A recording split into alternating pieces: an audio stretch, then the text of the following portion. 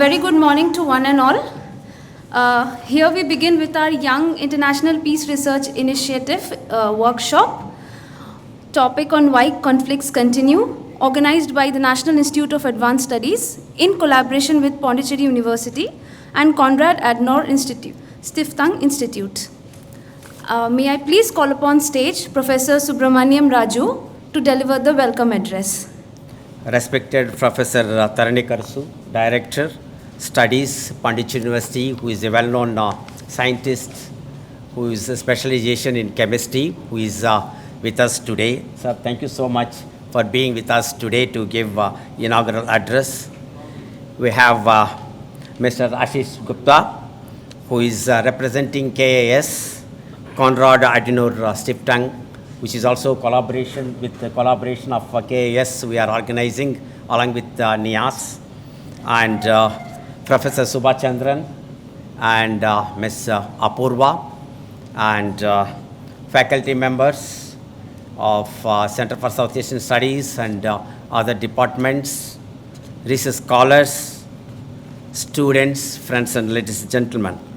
On behalf of National Institute of Advanced Studies, Konrad Adenauer Stiftung, Delhi, and Pondicherry University, I cordially invite you all to the two-day Young Scholars Workshop on why conflicts continue. I think this is a very, very important aspect which we always deal, and particularly in international relations, we often see the conflicts between the states or between the communities or between the people. And when you look at some of these small issues also can become international conflicts, and also it will have, impact on other countries in terms of the relation between the states. So I think this is something very, very important aspect where NIAS has organized this workshop and also made Pondicherry University as part of this event. So we are very, very thankful to National Institute of Advanced Studies for making the Center for South Asian Studies as a part of this workshop. We had 1 year ago MOU with the National Institute of Advanced Studies. Sir, we had, I think you are also there when we had MOU with the National Institute of Advanced Studies.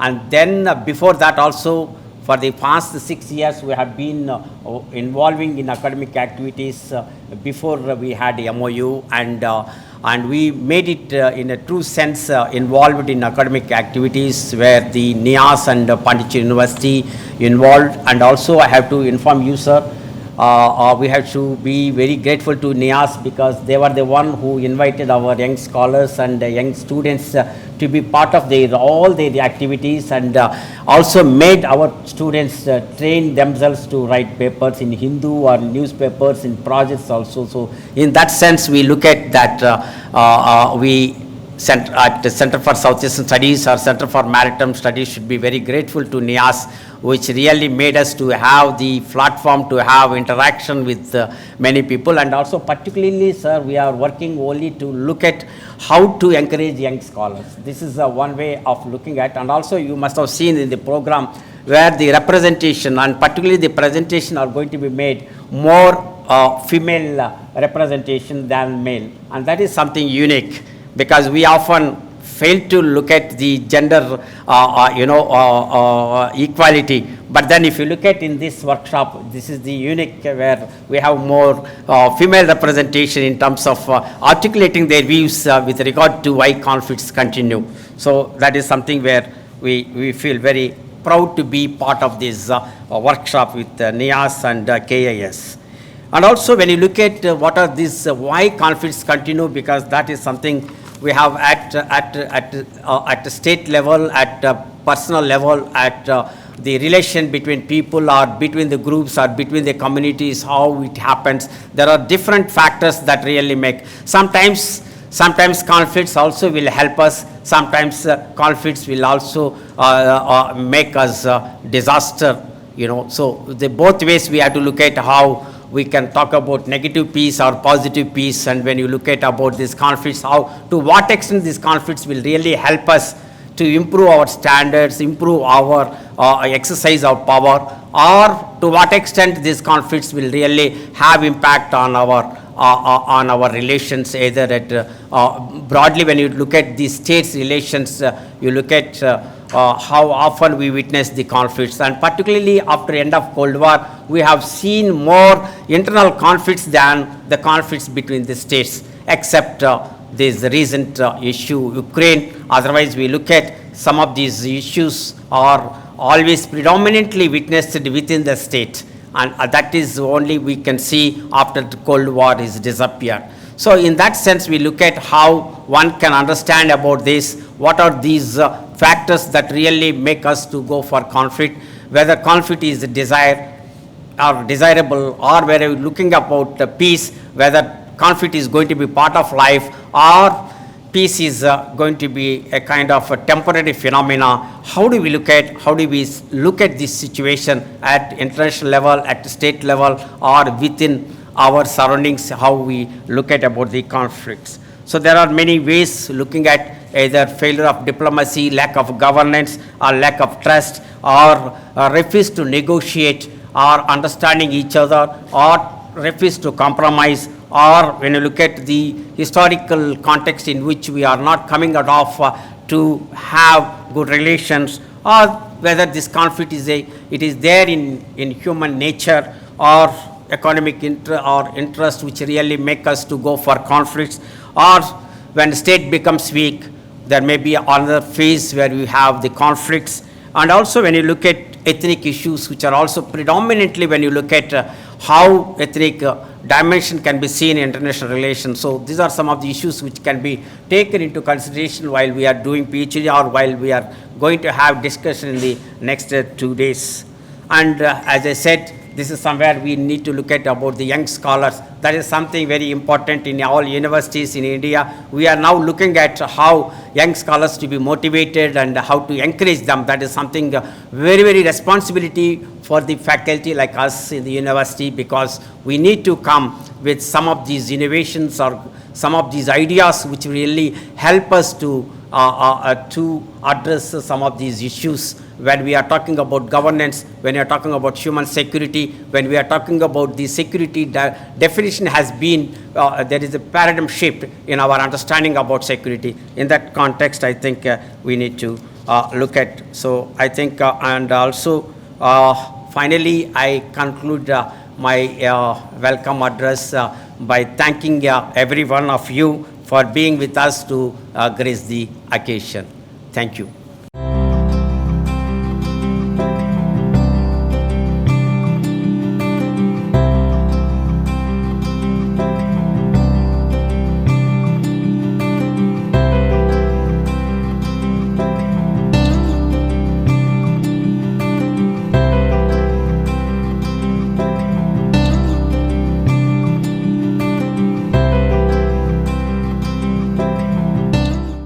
Respected Professor D. Subhash Chandran, Dean School of Conflict and Security Studies, NIAS, and Professor A. Subramaniam Raju, Head Center for South Asian Studies, Pondicherry University, and Professor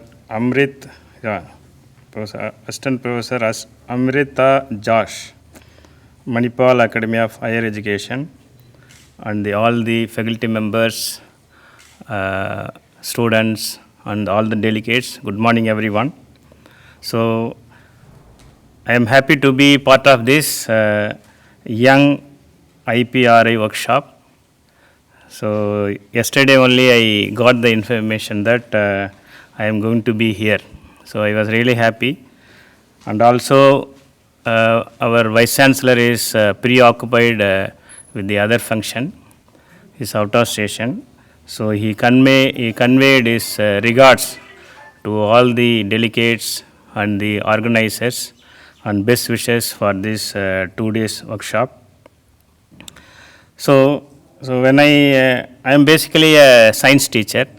So when politics, if I have to talk to politics, then it is, as you know, it is difficult. But still, politics is not the subject which is away from any person.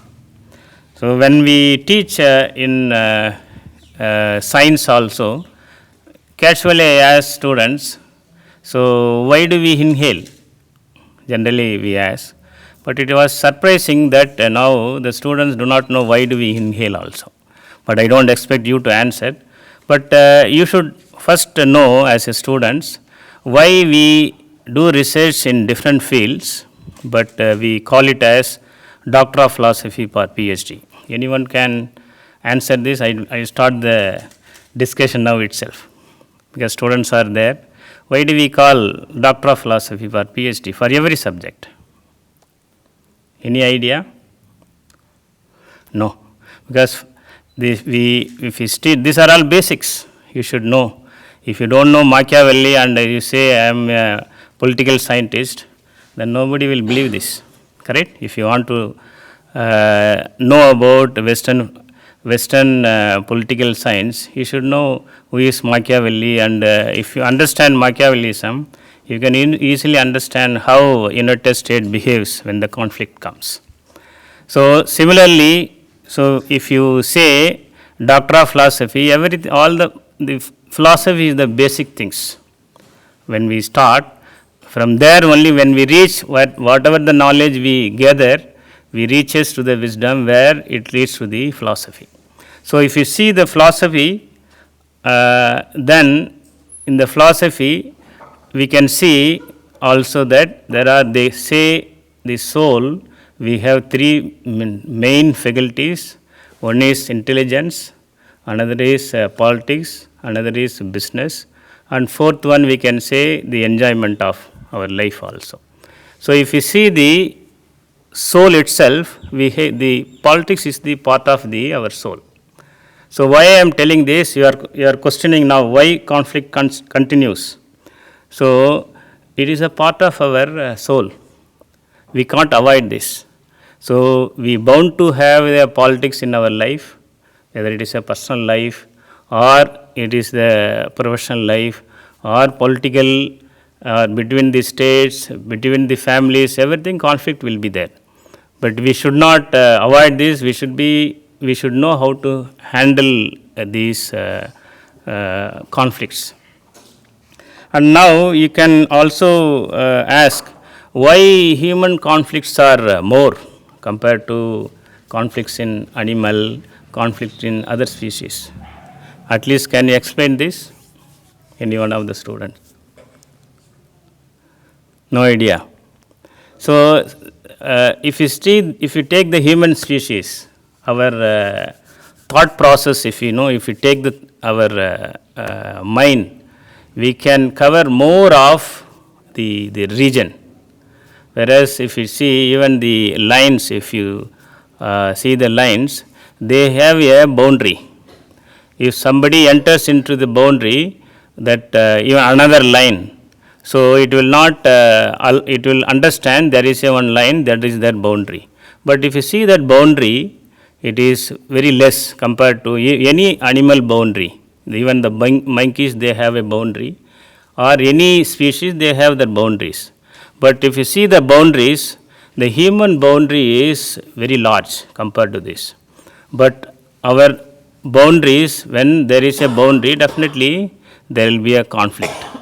So if not only the boundary as the state, even our house boundary, if somebody enters into the boundary, definitely we will have a conflict. So I think I make it your basics very clear. So we have to find out the solutions for this conflict. That's why your teachers are arranging this conference, and then you are trying to find out what are the different conflicts. But I have seen there are many conflicts, it is listed here. See, like different type of conflicts is given. So it is like a doctor, if you go to the doctor, they always talk about disease. Without knowing about the disease, they cannot cure that disease. Similarly, in politics, the conflicts is very important. So I am happy that you are all concentrating on these conflicts and trying to understand the conflicts so that you can either prevent it in future or whether you can find out the solutions for the present day conflicts. So when I see the different type of conflicts, I could not see the present main conflict, like conflict between Russia and Ukraine. But nobody is talking about this. Maybe it is not into the real subject now. But it is going to be very, you can understand, it is already, this conflict has started disturbing the world order. You can see the main contribution of Ukraine now is to make the similar SIM card type. So they have the resources for this. They are not supplying this resource for the SIM card. That's why some of the car manufacturers are facing the problem. And the energy issue also, already we have seen in Sri Lanka. Now we have seen the whole Europe is disturbed because of this, the non-supply of the gas as well as the petroleum products.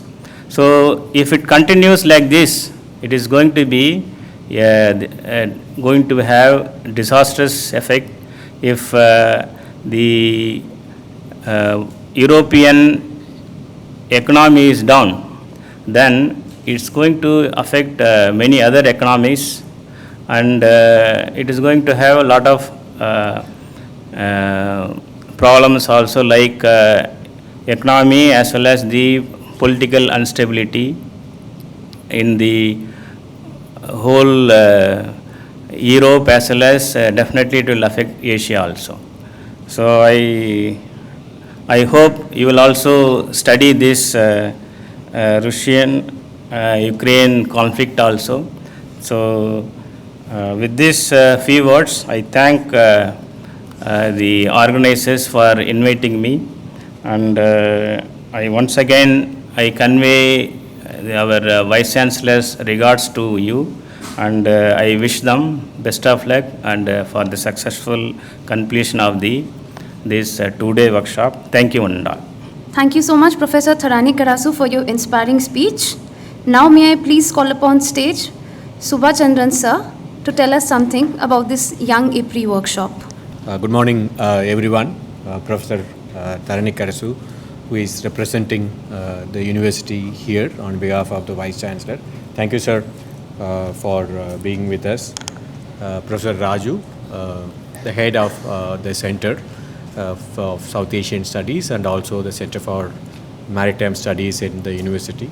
Once again, let me start with a thank you note, Raju, for providing this opportunity, continuing to be with the network and be a very active partner of the network. I remember in this very hall we launched the Young IPRI initiative a couple of years before. COVID kind of came in between, so I'm glad that we are back here to kickstart that process. Thank you, Raju. Ashish Gupta from the Konrad Adenauer Stiftung, the New Delhi office, has been one of the principal supporter and a vital cog in the IPRI mission, whether it's the main IPRI or the Young IPRI. I'm glad you are here from Delhi representing the cause, and Apurva Sutagar, my young scholar, but she's today sitting there as a young scholar, as a part of the Young IPRI, that we are all hoping that you will give us the back seat and you will take the lead in the months to come. I can't wait for years. In the months to come, that you will give us, and then we would want to take the back seats. And then faculty from other institutions, faculty from the center. I see many friends here, known faces. It's seeing you, being with you is almost like coming to another home from Niash. Thank you for all your support from the center, and also the scholars who have come from other institutions, and more importantly, scholars from our own center, Center for South Asian Studies. Thanks for staying with us, also tolerating us. I think after NIAS we have done more events here in this hall, in this university. So thank you for that support. Now, with that note, let me make my intervention in two parts. I'll focus on what the workshop is all about in terms of the content of the workshop, and B, the process, what we want to do with the workshop. On the first part, I have 4 points to make on why conflicts continue, the content. Yeah, I'll just put forward for your consideration. I'm sure many of you are making a presentation today, and we are hoping that some of them will get converted into larger essays, or some of you may want to do a larger journal essay, or even your MA, MPhil, PhD dissertation. The points are the following. One, the wars have ended. If you see from the Second World War, which is almost 100 years, wars have ended, but conflicts haven't. If we have to do a chart in between 1945 to 2025, how many wars we have faced and how many conflicts we have seen or seeing. So you would see that wars, the era of wars, irrespective of what we see in Ukraine, we call more as Ukraine conflict than as a war. So the era of wars, the big wars are over. It doesn't mean that the smaller ones, the regional ones, the bilateral ones are over, but the big wars are over. But then conflicts are continuing. That's my first point to you. We can go look into the data, look into the statistics at the global level, at the sub-regional level, and also at the sub-regional level. The era of big wars are over, meaning in the 2020s and 2030s, we are going to see more conflicts, going by the trajectory that we see. The wars have come to an end. So that's my first point to you. The second point to you, in many conflicts within, violence have come to an end, but the conflicts haven't ended. Let's take the case of Sri Lanka. If I am a Sri Lankan Tamil in Jaffna, I would say violence has come to an end, but has the conflict ended for me? If I am a Madhesi in Nepal, maybe the larger Maoist conflict has ended, violence has ended, but is the conflict over? If you are from a Naxal region or Northeast, if you go and then look at in terms of violence, it has come, in terms of number of people losing their lives or losing their property, they have come to an end. Violence has come to an end, conflicts haven't. Even in those places which we think conflict has ended, what we are looking at is, we are only looking at the end of violence and interpreting it as end of conflict.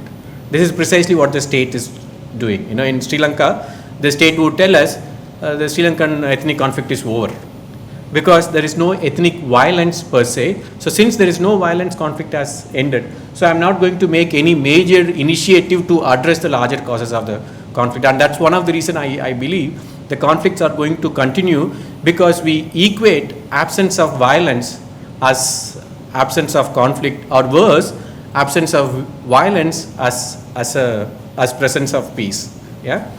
Two examples. The state uses, for example, in India, in Jammu and Kashmir, we are supposed to be supposedly peaceful, across the last 2 decades. Why we are peaceful?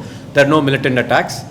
Tourism has come to. So we measure stability in terms of the number of people getting killed. So it's like I myself have heard police officers telling, today there was no militant attacks, we are peaceful today. And this year has been less violent because there were less number of people killed. So I fear that end of violence we are looking at, and the state in particular is looking at end of conflict, and this is going to make the conflict continue in different forms. So that's my second point to you, for you to consider that violence may have come to an end, but conflicts haven't. Yeah. The third point is again an interesting one, but a dangerous one.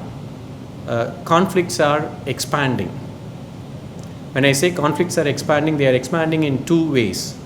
In terms of regions, if we have to make a map in 1992, how many regions, sub-regions of a global map where there were conflicts, and then if we have to make a map in 2022, and then if we have to compare it, you will see there are more conflicts today than in 1992 in terms of regions. Latin America, Africa, Southeast Asia, Europe, Eastern Europe, Western Europe, you name it, you will see there are more conflicts today. So conflicts are expanding geographically. Conflicts are also expanding in terms of issues. We never thought about environmental conflict, ecological conflict, climate change. This we never talked about. In fact, one of the scholars from Goa University wanted to talk to us on why cyber conflicts will continue. So we are looking at conflicts in new areas and new domains. I'm glad some of us are looking at those issues, from gender to what is happening in Solomon Islands. The coverage that we have, both in terms of geography and in terms of issues, the conflicts are expanding. So that's my third submission to you, which means in 2020s and 2030s there are going to be more conflicts. Yeah, and the fourth point is that it's even worse than the third point. Conflicts are transforming. What do I mean by conflicts are transforming? We generally we look at conflicts in terms of subnational conflict or ethnic conflict. In India, Kashmir is a subnational conflict, or in Pakistan, Balochistan is a subnational conflict or ethnic conflict. Say is the case in Sri Lanka. Let's take the case of Sri Lanka. The Sri Lankan conflict was, from the 80s, 90s, it was an ethnic conflict. The Sri Lankan Tamils were demanding certain things. Yeah. Now, is that the case today in Sri Lanka? Is that an ethnic conflict, or is it a majoritarian Buddhist assertion vis-a-vis the minorities, whether it's a Hindu minority or a Muslim minority? Yeah. So the conflict sometime in the 80s, 90s, which was an ethnic conflict, now is no more a ethnic conflict. It is a majoritarian conflict. It is a religious conflict. It is also supranationalist conflict. I am Sinhala. I am Buddhist. So if I am a Sinhala, I have to be a Buddhist, period. Which means I'm removing Sinhala. If I am a non-Buddhist Sinhala, then I am not a part of the Sinhala question. Myanmar, the Rohingya crisis that we see is an example of this. Me and you. The state also sides with it. So the conflicts are not just expanding, the conflicts are transforming. Yeah. Now, this is what I could tell you based on the last 10, 15 years. If the conflicts are transforming, what would be the nature of conflicts in 2030s? In 2000s, we never thought about a cyber conflict, did we? I don't think anybody else wrote on 90s, 2000s, we didn't think about cyber conflict. Space conflict. Yeah. Professor Sindhu is here with us. Human-wildlife conflict. We never thought about those. Environment, climate change, So in 2020s, we are seeing this, what we didn't even foresee in the 1990s. How would the 2030s and 2040s look like if the expansion of conflict is going to continue? I think that's where I stop my first part and go into the second part, the process, which means we don't know what is going to happen. That what I'm fond of telling, there are known knowns. Yeah, there are three things. Known knowns. I know what I know. Then there's a second thing. I know what I don't know. Yeah, if I have to put it, I don't know how my wife thinks in the morning. It's a simple, I don't know, but I know that I don't know. Then comes the third one, I don't know what I don't know. This is a very dangerous one. My fear is many of the conflicts are going to be in the second and the third category. That we are not going to know about the conflict, we don't know what we don't know about a particular conflict. In 2030s, as we are moving into the second part of the 2020s, this is what is going to be the big challenge for us. And that's what I want to present to you as a young peace researchers or people who would want to. That's my second part, why we are here, is to look at those unknown unknowns and make it, if not known, at least known unknown. Let us see whether we can shift it from one category to the other category. So one of the primary objectives why conflict continue is, do we know why conflict continue? That's a simple question. So I'm glad that you have come up with such ideas. Why I am making it as a part of young IPRI is, it's a nature of the job that I have as a as a senior faculty or as a professor, it may sound fascinating as a professor, but then most of the time I am an administrator. I am a part of many committees. I raise funds. I teach certain courses as a part of it. Where is the time for me to research? So the researcher is that era. I think if you guys asked me what was the best part of my research career, I would say when I was doing my MA, MPhil, PhD. That was the best part of my research career. If you have to find answers for it, you happen to be young during those days. It's not that we are looking at young scholars. We happen to be young during those times. As you grow, as you move into the 30s and 40s, even some of the assistant faculty who are here, I'm sure you would agree with me that there is no time for you to do any research. The administrative responsibilities are so tough, and it's going to expand as you are moving. If I have to ask professor, most of the time I'm sure he is going to spend on administration. I'm sure the associate professor would agree with me.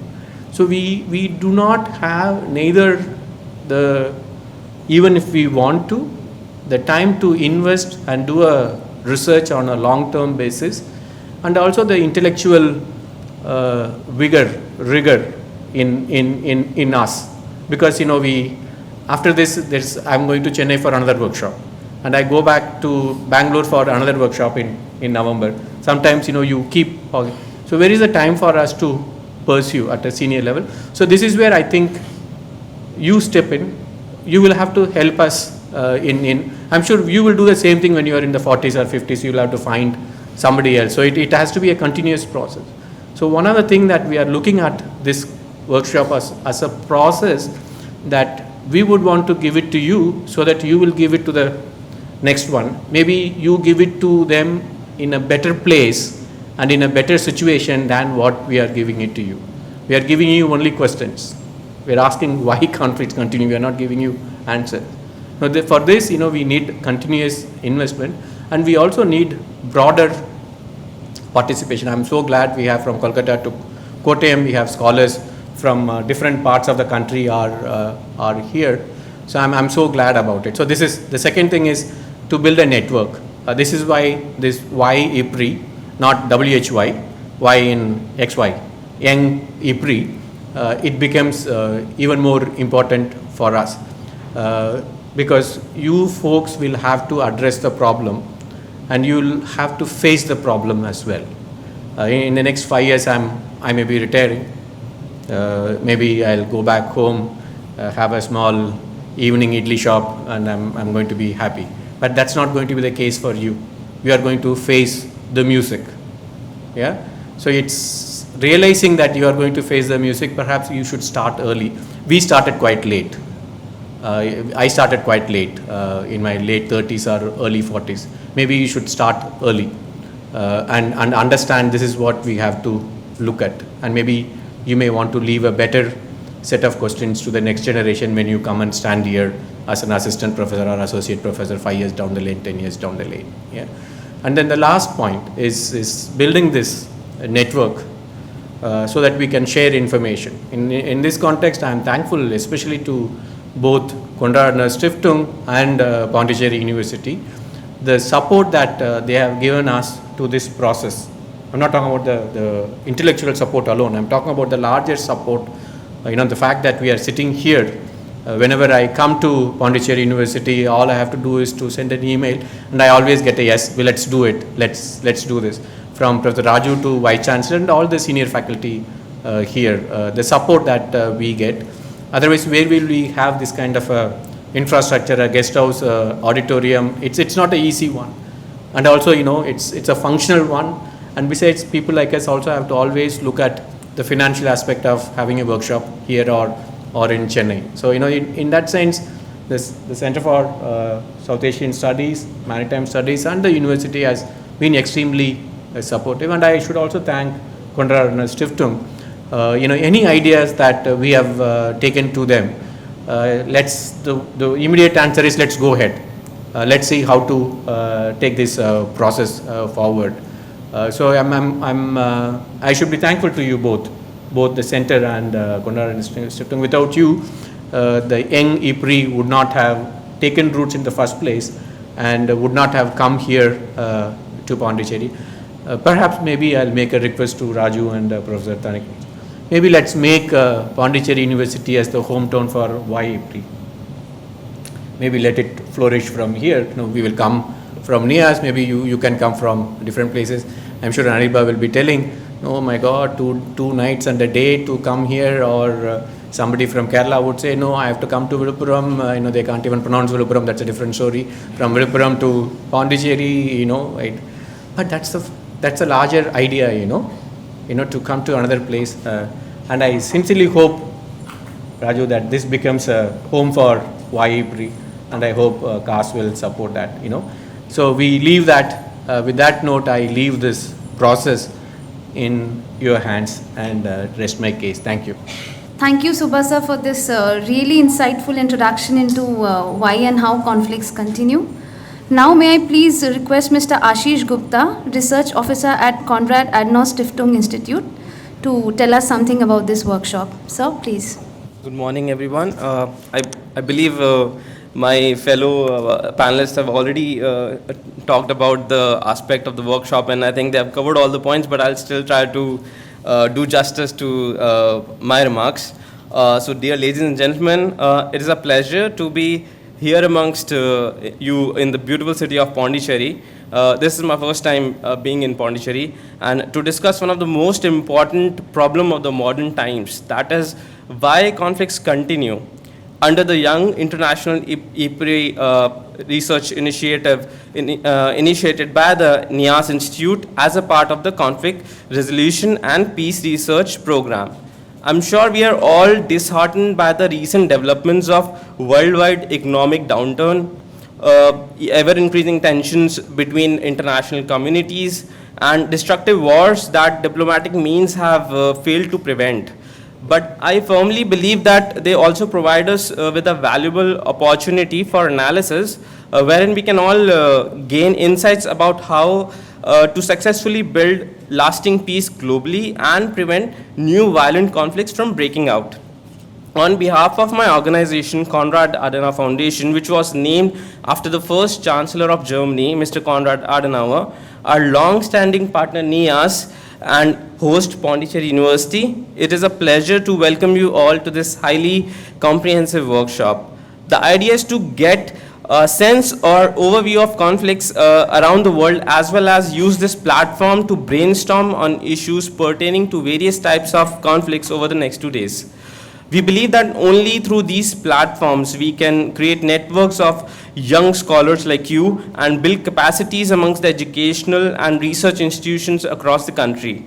While doing my bit of research, I found that conflicts now often tend to be waged between both domestic groups and states. The wars within and without are termed. Homicides are becoming more frequent in some parts of the world, while gender-based attacks are increasing globally.